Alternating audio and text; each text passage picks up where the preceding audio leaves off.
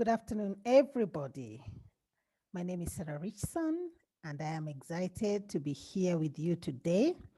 And we are looking at the topic of simple ways to be inclusive in the workplace. How can we be more inclusive? How can we create? And inclusivity is about having a respectful and dignified workplace, a workplace where everybody feels safe and comfortable to work and ensure that they are who they are without being judged. So today, I would like, first of all, to talk about difference because it is difference that causes people to sometimes feel discriminated against. If I'm different from you, then definitely that could make me, in some ways, feel because of that difference, I'm treated in a different way and whatever, I'm not included in everything, especially at the workspace.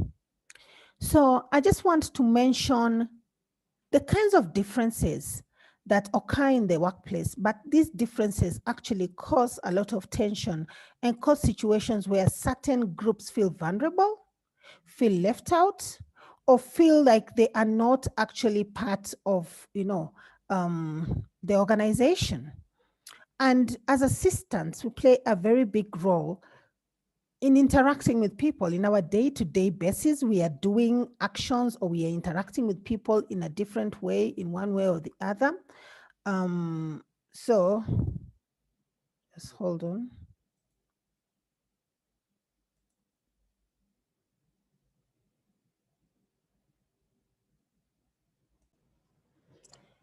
As we start looking at the things that make us different, I want to start by talking about values. So our values can actually cause difference between us. And when I look at the values, I actually think of one person could really have a different value to the way they work. Some people prefer working from home. Some people prefer working from the office. Some people value work before life. Some people value life before work. Some people believe I work to earn a living. Some people believe I live in order to work. So, I mean, the different value systems come from our belief systems. And some of them are driven by religion, some of them are driven by our background, some of them are driven by, things that have shaped us. But it's important that our value system and our belief system can make us different. That does not mean that one person is better than the other person, right? Now, let us look at things to do with gender. And gender is simply the role that a male or a female plays or is expected to play in society. And therefore, you find in certain societies, um, the male is seen as a breadwinner, the woman is seen as somebody who is a helper, and therefore their work takes secondary precedence, their professional life, compared to the man. And in other societies, it is egalitarian and democratic in approach, and therefore both the work of the male and female are seen at par. While in others, you find that men are okay in taking the caregiver and the helper role, while the female is allowed to take on breadwinner roles. And so these again make us difference, and you will interact with people who have these differences in the way they perceive life and the way they live life. And it could be very, very wrong and derogatory for you to look down on people's perspectives of gender. It's also wrong to not understand how age plays in, and this could be linked. So many of the things that we see as differences are actually interlinked in one way or the other.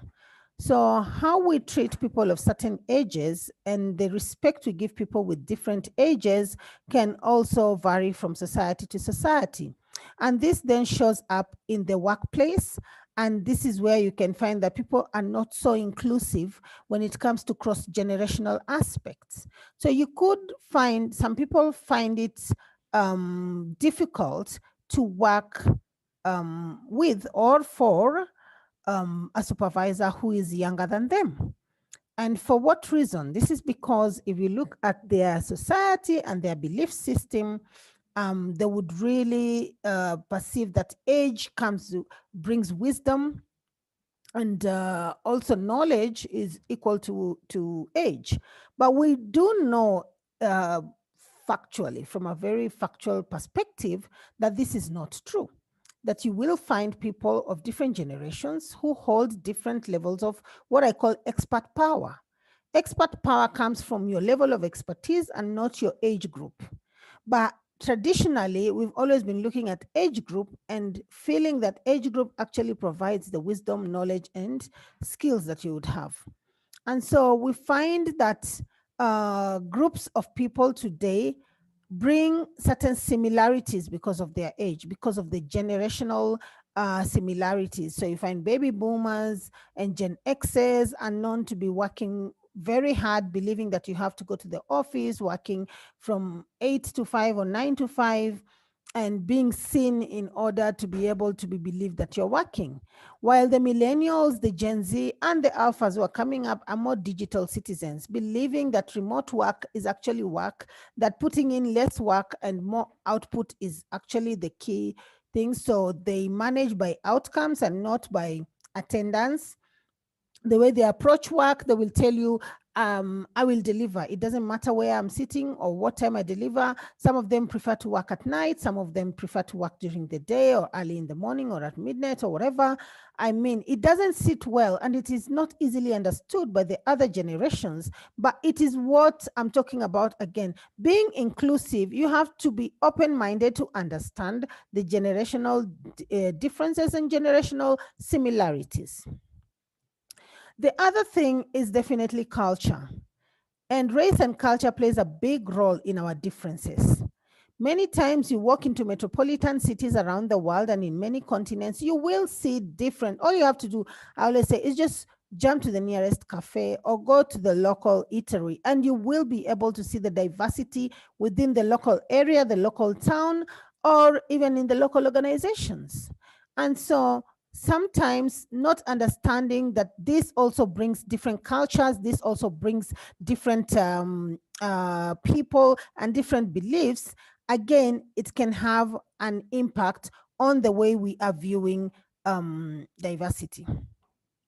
So, where there's multicultural teams, you will find sometimes there's issues arising around not understanding why we look different. You know, our different races, we have different identities. Some of us come from the same race, but we have different identities. And identities could be gender identities, could be race identities, could be different identities. So it's also very, very important, if you are creating a respectful and inclusive culture, to be cognizant of the fact that there's differences around this. And then there's also, and racism is whereby one race thinks they're more or treats another race in a derogatory manner, while intercultural colorism, these are issues that are also facing. I know I have young people in my home who are talking about it. It's been a Twitter conversation, it's been an organizational conversation, a leadership conversation. In my country and in many other spaces as well, intercultural colorism is where people of the same race think that people of a certain pigmentation or skin color are inferior, um, come from an inferior perspective than others, and therefore they treat them in a certain way. Giving jobs consciously or unconsciously, unconscious bias is where you're not even conscious on why you tend to think that some people are superior, some people are better than others. And therefore, you find that in intercultural colorism, for example, a very key example is you see in Africa, people have different color pigmentation, skin color pigmentation.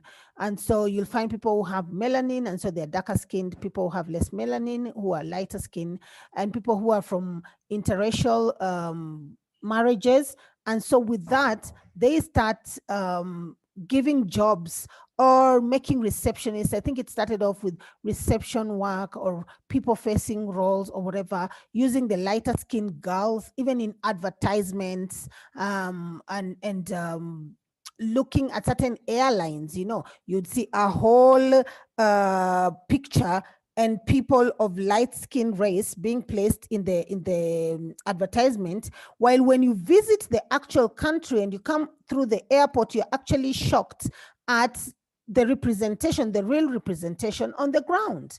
And you find out that and so when you start asking this question, and this is from some of the work that I did in different countries in Africa, I started asking, is this a representation of your culture, of your race, of your whatever? And it came out very clearly that people felt that people with less melanin were better seen, had better status, were better in terms of being able to do people facing jobs and everything. And so they got jobs while the dark-skinned girls did not. And so this shows lack of inclusivity and unconscious bias in the way we do things. So thinking one is actually better than the other. Today, I'm glad to say that many organizations and multinationals and countries have become more cognizant of that. And therefore, they're ensuring that such pictures, such images, when you become more aware, then someone somewhere will say, this is not an inclusive image. Could we actually make sure the image is representative of the reality of our country or our organization? The other thing is around practices. So let's think about eating. And I fell foul on this once because I used to work as a global HR director. And in my role, going round to all my countries and visiting the different teams that I had in different countries, I once found myself in Asia. And when it was lunchtime, I was obviously looking because I'd been to 12 different countries, I'd been to Mauritius, and at lunchtime, I always looked forward to being taken to some of the best restaurants, to eat some of the best food and everything. So at lunchtime, I turned around to my then HR director for the country director, and I told her, hey, so where are you taking me for lunch today? And I was just dying to dip my fork and knife into something nice and Asian. And what I love is actually one of my favorite foods. And I was told that actually I needed to wait until all the staff came and we are going to sit down and eat. Now, I thought we are going to sit down on chairs and eat. And then I found out we are actually going to literally sit down on the floor, on a mat. And food would be brought in big plates, and we were all going to share. And we were going to use our hands to eat. Now, I'm African, so I'm quite used to seeing people eat from the same plate. And I'm also quite used to using my hands to eat certain meals. We have a local meal here called ugali, and I always use my hand. You can't use a fork and knife around that ugali and the sauce and everything. But I was in shock. And I think, first of all, they hadn't thought, obviously, at all of whether I'd be shocked or not in terms of being asked to sit on the floor and, share a meal with. Then they were strangers, although they were my teammates and whatever. But then I also had not processed how my reaction, and I don't think my facial expression was a kind one at that point. It was that of shock, blatant shock and everything. And my HR country director had to call me to the side and ask me, Sarah, is it a problem? She thought she's getting in trouble. She was panicking. She was saying, oh, I'm so sorry. It is so natural for us to share lunch. I never thought about you. And I had to quickly realize I am also, again, from my cross-cultural training, usually the host country is the host and I'm a guest. And unless I had given made specific requests or whatever, I hadn't said I have a problem with this. And so they'd gone ahead and organized. And so it is not okay to look down on the way people eat. It's not okay to look down on the way people greet, the way people dress, the way people show up. And sometimes they come and live in our countries or they work in our organizations. They look different. At lunchtime, they eat different. They greet different. Some of them give you 3 kisses on the cheek. Some of them give you a hand. Some of them don't give you a hand. When I was doing some work in Somalia, I remember, I couldn't shake, and many Muslim countries, I couldn't shake the hands of men. And I didn't feel bad because I realized it's not that they are excluding me, it's a difference in culture and religion. And once you understand that, and these are the things I just want to lay out first for us to have a deeper understanding on the differences that are actually embedded either on culture, values, gender, religion, race, different things that people can't actually do anything about. And so it's important for us to understand those things. I think understanding, even though you're not accepting someone's religion, but understanding it helps you to realize that, you know what, we can still include them, but include them in a certain way. Whenever I talk about religion, I remember again as a manager, one day realizing that setting up my meetings on a Friday afternoon was not a good idea. And why was that? It's because my Muslim team members needed to go to pray. And so setting it up on a Friday afternoon was very difficult. And I remember, again, as I've told you, I was in Somalia, people setting up meetings on a Sunday. And Sunday for me is a prayer day. And so you can imagine as well for them to start to understand that, you know what, with Sarah, Sundays just don't work.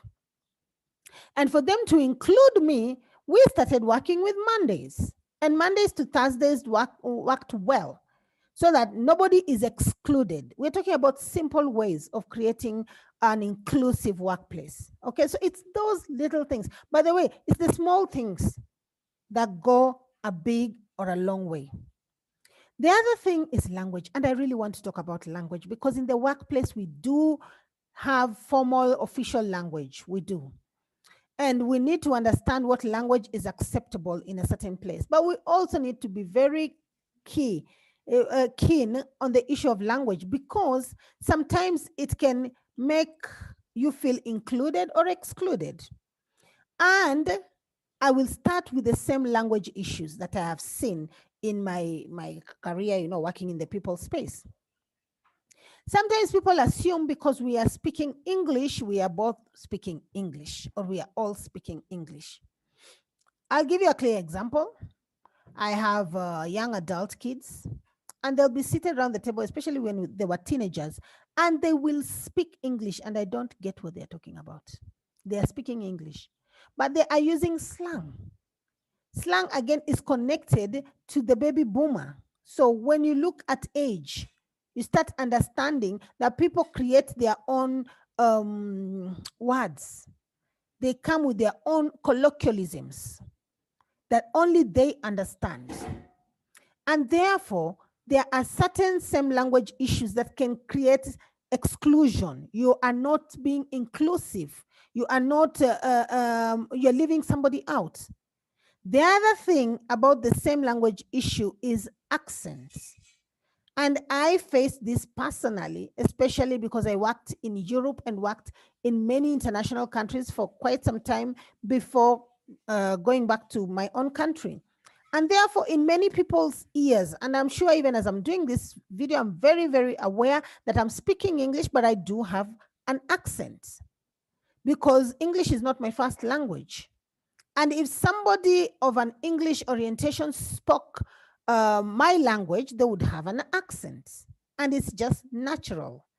And therefore, there can be exclusions. People can feel excluded even though they are speaking the same language. So simply because people are both, we are both French speakers, or we are both German speakers, or we are both Swahili speakers, does not mean that we understand each other or we always feel included. So be very cognizant of the fact of the way you use language, because you can use language to exclude and you can use language to include. Again, language is followed through with your facial expressions, with your body expressions, with your body language, with your eye contact for somebody to feel included. So these are very, very simple things. Do not make assumptions that because people are speaking the same language, they're actually on the same page. Then there's the different language issues, which are more obvious.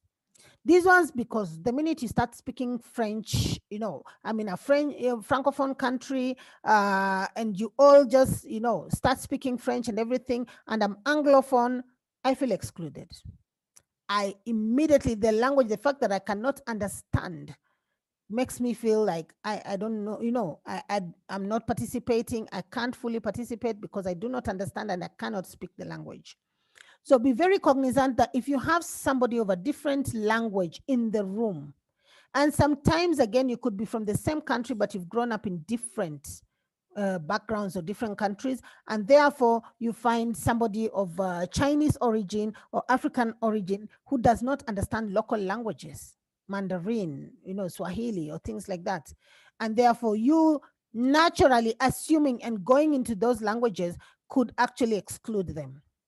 And in the workplace, this can hamper work. It can hamper teamwork. It can hamper, people being able to be productive. The other thing around language is status.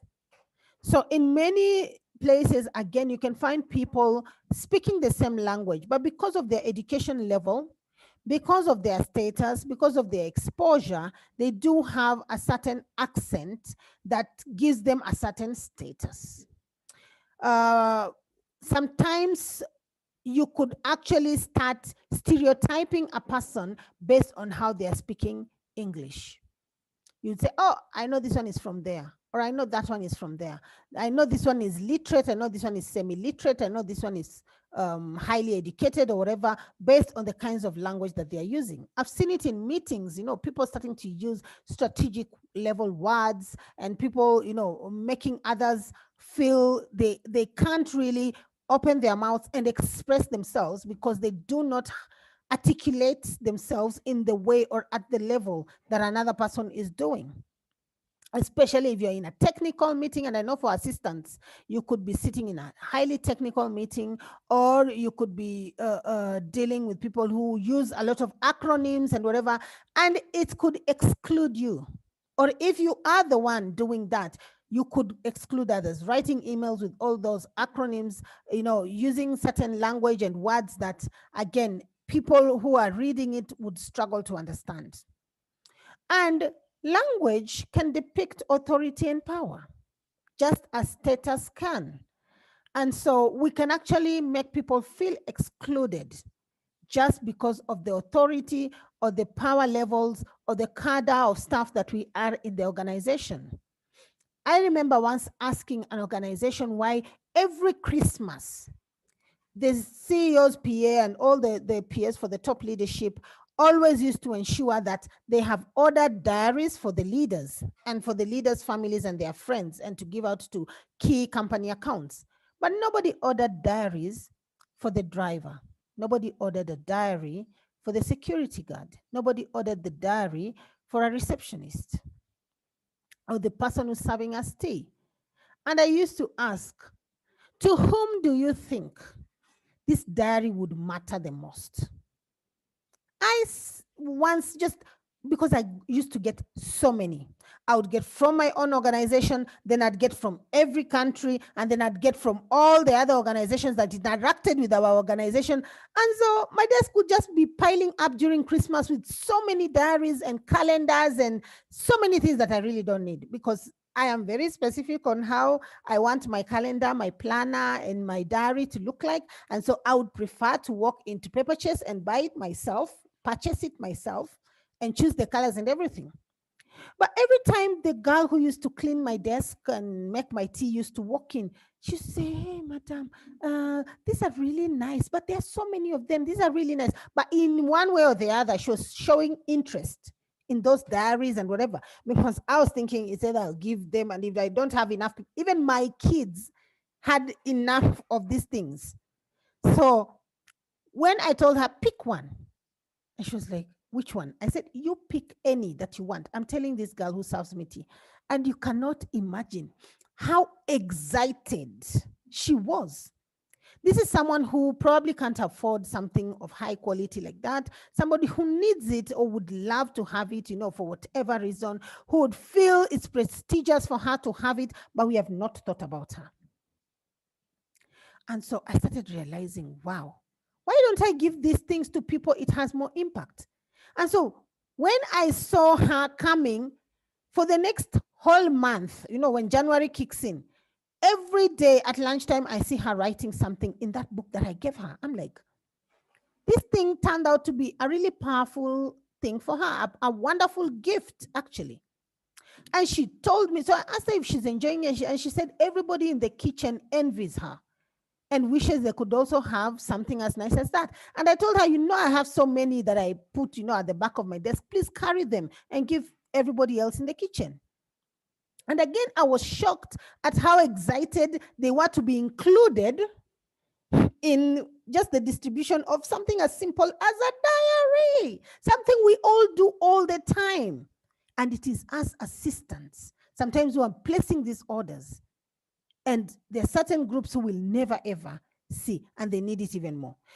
When people go to conferences and they're given those pens or markers or little gifts or whatever, and they get so many of them from so many conferences because they go all over the world all the time.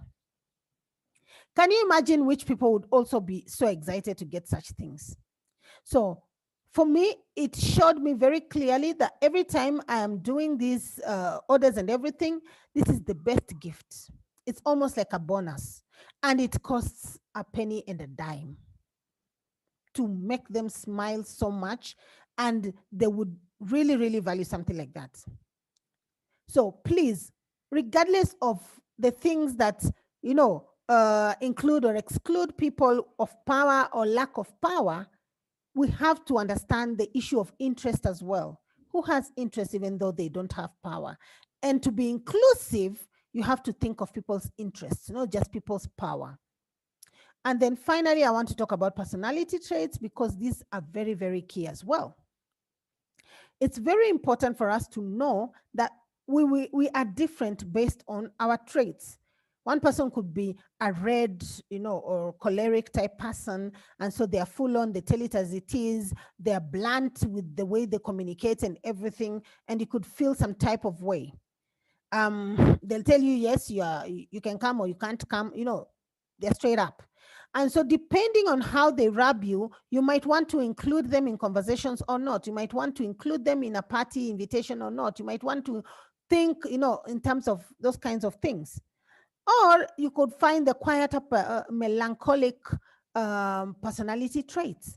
People who like to keep to themselves, people who are okay, they're not actually feeling excluded if you don't call them to that meeting or every single meeting. They're not feeling excluded if you're not involving them in every single thing, but they will be feeling excluded if it's something that the entire team is doing and they are actually the expert in that specific piece, but you keep overriding their decisions or not allowing them to maybe have an input in a meeting or things like that. So when we are thinking about inclusivity, we need to always remember it is those differences that will cause us to feel included or not. At this point, I want to make something very, very clear. Even as we are looking to build inclusive workplaces, let us understand that diversity is not inclusion. People going all out and being able to ensure that your voice is heard, is included. Just because you are there does not mean that you're actually included. And so let us unpack some of these terms. First of all, I want to unpack diversity, then unpack inclusion. Diversity is simply recognizing difference and acknowledging that there's benefit in having various perspectives or various people around the table, or having our website showing, an Asian and a white Caucasian and an African and, name it. Yeah. So diversity recognizes that and ensures, in fact, marketing teams are really good at ensuring that we show diversity. However, inclusion is where you actively create an inclusive environment through deliberate programs that enable the diverse range of people to work together effectively. So the person who is inclusive sees difference as a benefit, while the person who pushes diversity understands and acknowledges that they do need to have different perspectives. They're not acknowledging the benefits, they're just acknowledging that it is important to actually have different opinions. And therefore, I want to bring in a third wheel, which is called diversity, inclusion, and belonging. DIB.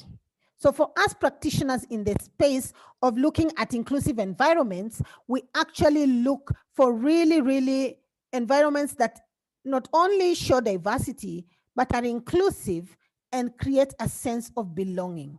So, what is diversity? Diversity is a fact, inclusion is a behavior, belonging is the emotional outcome that people want from that behavior. I repeat, diversity is a fact. So you can't tell me, oh, we are not diverse in everything, when you can check our website and see we have equal men and women on our board. We have all types of races in our board. We have all different types of age groups in our board or whatever. You know, we can argue those facts and they are there. We can give you the names, we can show you, and we can prove the facts. However, inclusion is a behavior. And so this is how it looks like. For the fact, for diversity, being invited or being on the list of invitations to a party is diversity. The fact that there's both men, women, young, old, able-bodied, disabled, different personality traits, different team members, different. They're all on the list. I can prove the fact. I have made sure my list is diverse, right? Excellent. So diverse people are invited to the party.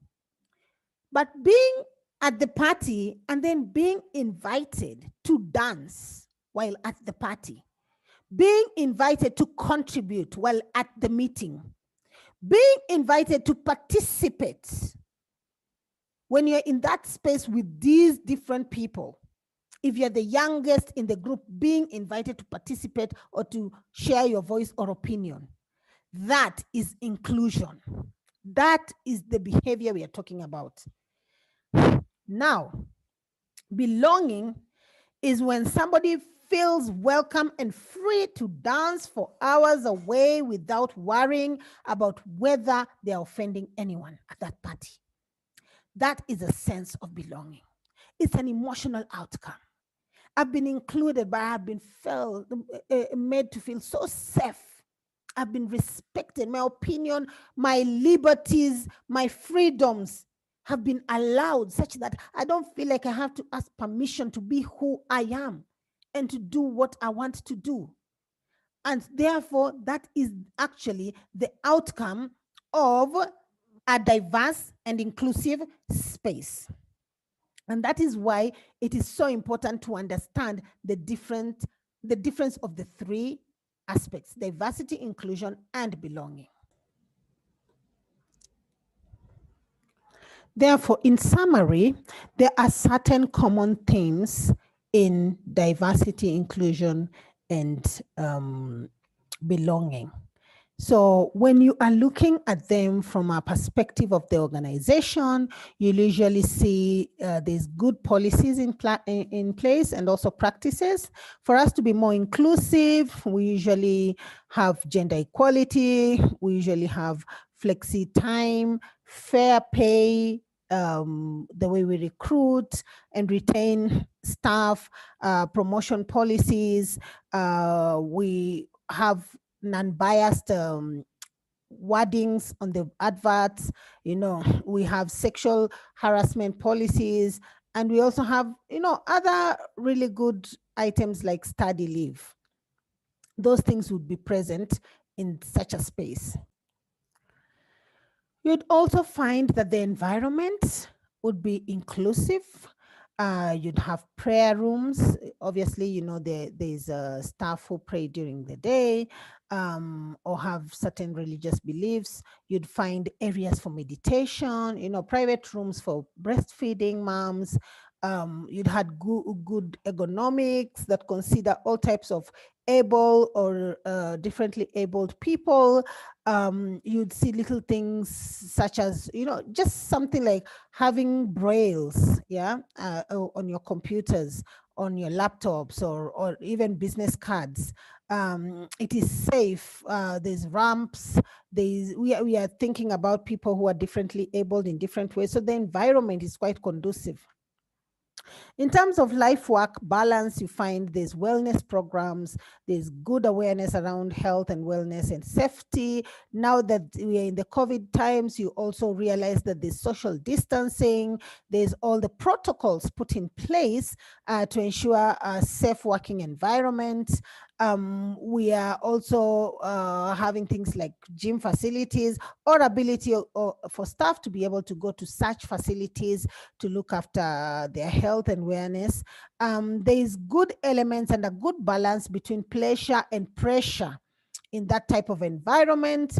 The hours for work and the hours for home, the respect for time, personal time and personal space, email time and phone time and everything is very, very important. I was doing another training elsewhere, and the co-facilitator told me that at the organization where she works, they have something at the signature level of every email, and it says, "I am sending this email at my own time and my own comfort. Please feel free not to answer right away, and to please answer when you have your own time and your own comfort."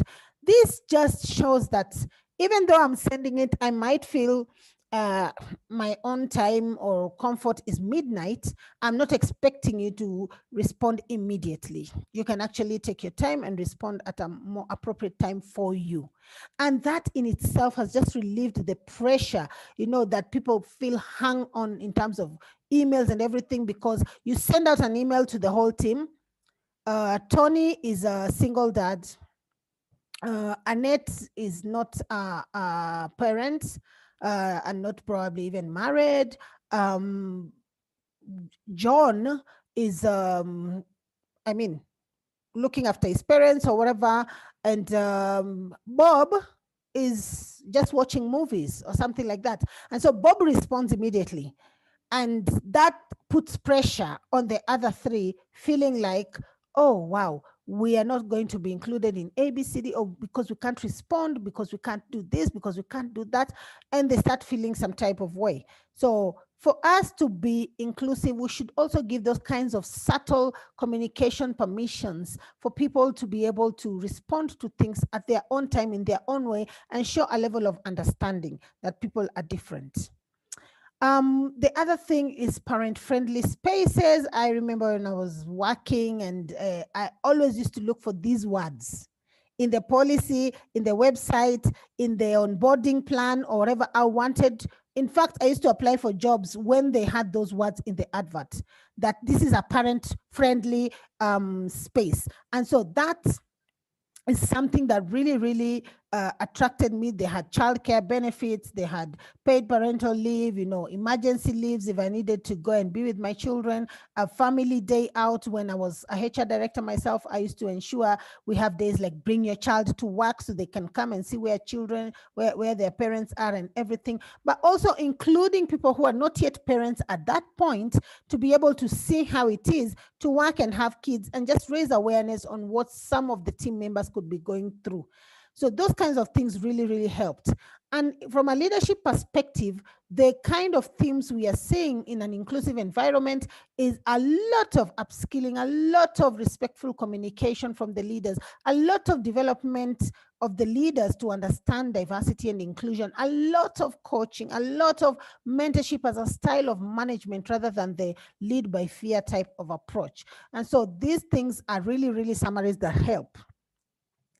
It's also important for us to start looking at universities today. And as we look at the university environment, it starts showing us what type of people are going to be coming out into the workspace. And so we are going to be having a lot of hybrid colleagues. We are going to be having people who look a certain way but speak a different way. I always give an example of whereby, okay, so my daughters are British and they grew up in the UK and they have a British accent. And every time they show up in a Kenyan restaurant, uh, most of the time they are being spoken to in the local language in Swahili, which they don't understand. And my daughter's best friend, who's grown up in Kenya, was born and bred and everything, but her parents are European.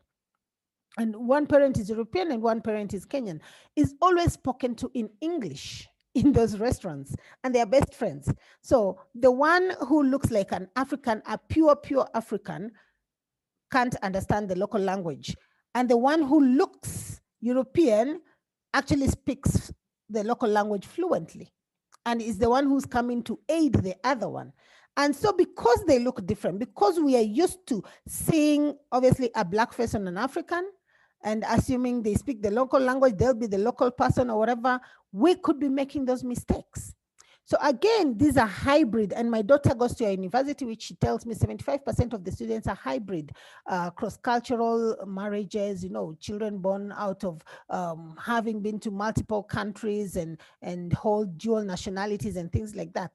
So this is a prevalent situation, and we as assistants need to be very cognizant of that.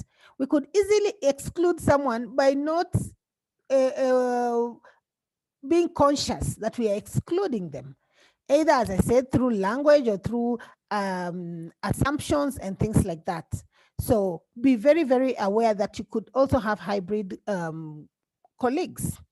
So there are some work ethic differences that sometimes can make you exclude or include. So to be inclusive, you need to understand these differences. For the Gen X, let's look at Gen X and millennials. And then your homework is to go and look at Gen Z and Alpha and look at their work ethics. So I'll just mention a few here. For the Gen X, it was always work comes first. For the millennial, it was life comes first. For the Gen X, most people believe the boss deserves respect, while the millennials believe equality and respect must be earned. For Gen X, you find they like to work 9 to 5. And the millennials don't want a defined work clock. Tell me what needs to get done and measure me on what gets done, not the time or the clock. For the Gen X, they prefer, if they see you in the office, the face-to-face is what matters. It's what shows me that you're working. But when it comes to the millennials, they believe in the digital contact. That when you have sent me an email or I've sent you a WhatsApp, that's done. We are working. So when you start understanding all these kinds of differences, it helps you to work much better and to be more inclusive of the work cultures and ethics that the different groups actually have or bring to the table. It's also important to be inclusive to expand our knowledge. For example, Europe is not a country. Africa is not a country. Those are continents. So in trying to be polite and whatever, you could be speaking to me who is a Kenyan and saying, hi, yeah, I used to have a friend from Nigeria. Nigeria and Kenya are very far in terms of culture, differences, similarities or whatever, very, very language, name it, all the elements of difference that I told you. So trying to compare or mentioning that in relation to my being a Kenyan does not make sense. Just like, thinking a Chinese Indian and a Chinese are the same. So those little intricacies, for me, when I worked with different groups and diverse groups, I started realizing that I really need to start understanding so that I'm respectful of people's cultures, where they're coming from, their backgrounds, and I'm expanding my knowledge one moment at a time. And also always saying if I don't have enough knowledge, but being curious enough to want to understand. We also need to understand neurodiversity. we can't just focus on the neurotypical people. There are so many people living out there who are neurodivergent in their thinking, in their ways. People have learning disabilities and things like that. So it's very easy to exclude. And I saw it at recruitment. Sometimes somebody has come for a meeting, they want to see um, a director, and if you are the assistant, because they look or they're acting a certain way, or they can't sit probably in the dark for long, or they can't sit alone without fidgeting or whatever, you start, looking at them like, excuse me, why are you twitching, or why are you looking funny, or why are you speaking funny? It's not nice.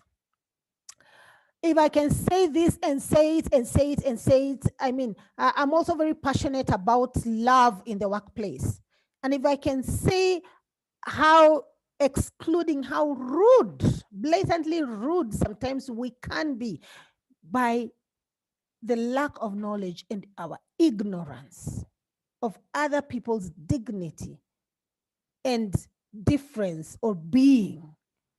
And I hope this session will start opening up our hearts and our minds to see these kinds of things, the stigmas that we put on people, or the kinds of things and expectations we have on various people, and they are who they are based on their diverse approach.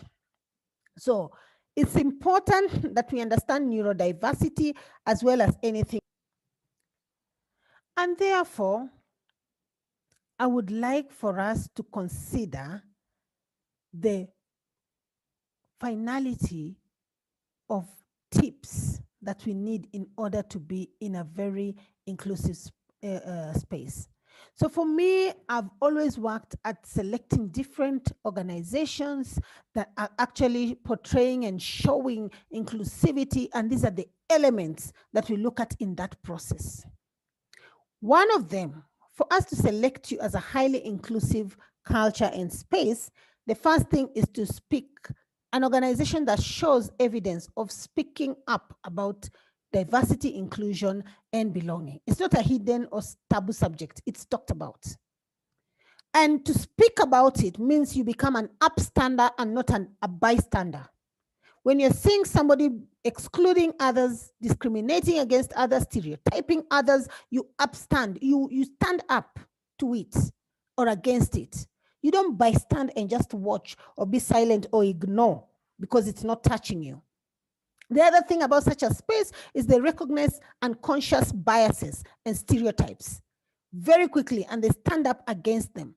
So, and they actually have a lot of developmental programs to help people understand that they have unconscious biases and stereotypes. And so you can do that as well and speak up about it. Then there's the actions that a team can take.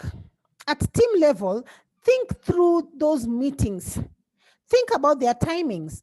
I told you the example of when I used to set up the timings on Friday afternoons. I thought that's excellent. It's a quiet time. I finished my work week and, I can do a team meeting, but I found out I'm excluding others. I'm not being inclusive.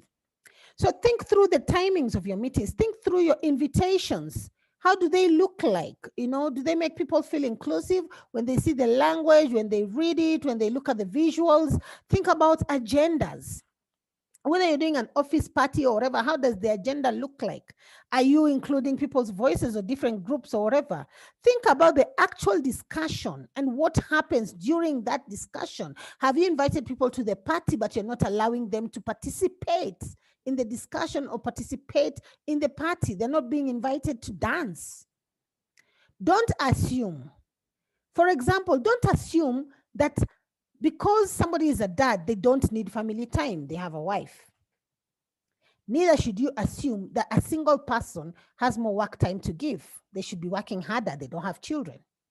Neither should you assume that people of the same race are the same. They speak the same, they eat the same, they have the same attitudes or whatever. No.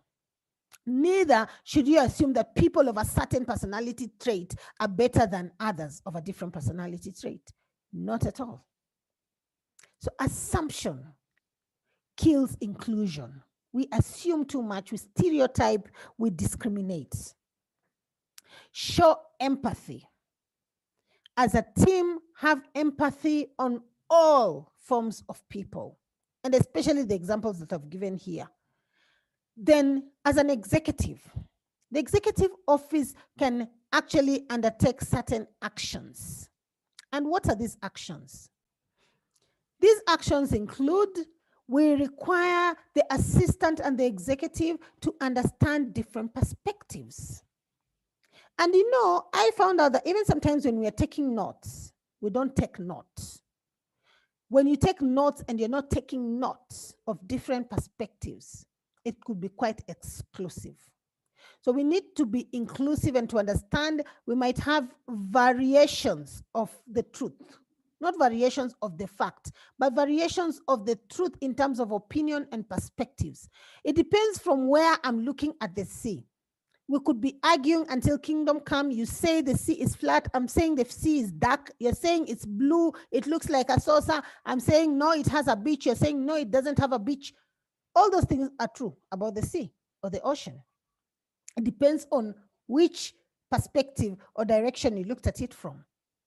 So be very aware of that for you to be inclusive. For you to be inclusive at the executive office level, you need to embrace your identity as a leader or as a representative of that leader. And in diverse situations, you need to lead through action. So how do you do that? When it's time to go for leave, go for leave. When it's time to be with your children or a phone call comes in, go. When it's time to speak up about your experience, share. Be curious. Question sameness. Why do we have the same people coming for this meeting all the time? Why do we do things the same way? Why do we eat the same food? We don't think of the vegans or the, different diets or whatever. Why? Be curious and question consistent sameness. Drive affirmative action, and it will ensure equality. So what does that mean? Maybe it means that for us to all see through across the fence, based on our heights, you can't give us all the same stool because you're driving equity. But for equality, probably Sarah needs a higher stool because she's shorter, and Matthew can actually stand and see over the fence, and maybe Tina needs to stand on a smaller stool than Sarah's. You're giving us different things, but at least it's helping us all to be included in watching the game across the fence. Affirmative action is not discrimination or favoritism. It is exactly that. It is affirmative action to promote equality. Create a safe environment.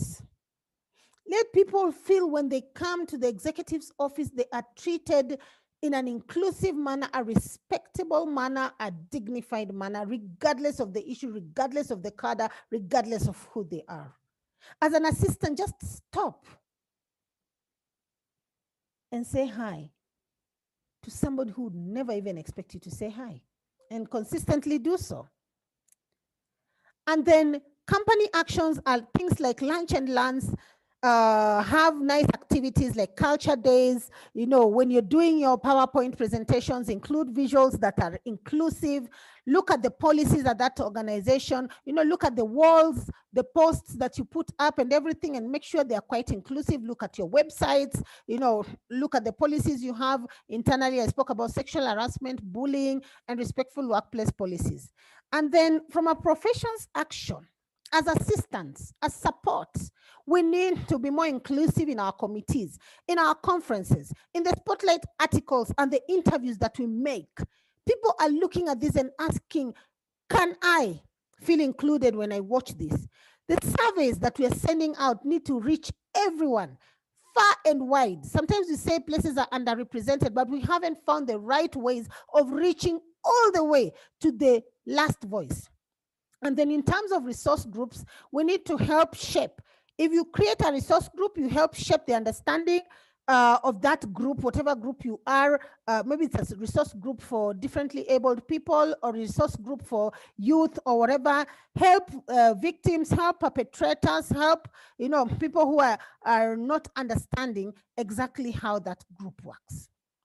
And with that, I want to thank you so much for coming to the meeting today, and just to be able to say Diversity, inclusion, and belonging is real. It is here to stay. It is very important for all of us to partake and take a stand and act. Our actions actually add a lot of value to it. And with that, I thank you very much. Send any questions you might have to srichson@gmail.com. I'm looking forward to interact with you more on these issues, but I hope now you have more simple ways of actually creating a more inclusive space. Thank you for listening. Over and back to you, Sarah Richson, as usual, talking about diversity and inclusion.